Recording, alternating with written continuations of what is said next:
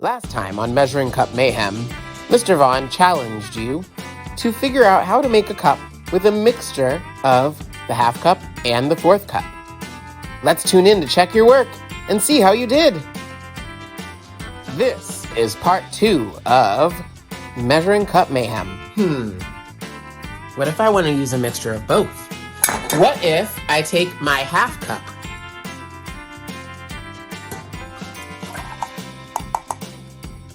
We remember before that it takes 2 half cups to make 1 cup, but I only used 1 half cup. What if I use my fourth cup? How many more fourths cups will it take? Let's see. 1 more. That brings me to 3/4. I know that means if I had 1 more fourth, it would be 4/4, which means 1 whole. So wait a minute.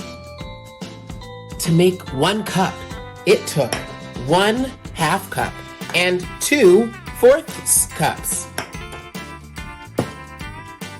Wait, that means that we have a connection between our half cup and our fourths cup. It takes 2 fourths cups to make 1 half cup. That makes sense.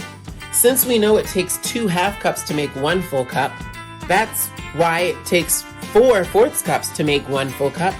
So 2 fourths cup is the same as 1 half cup. Pretty cool.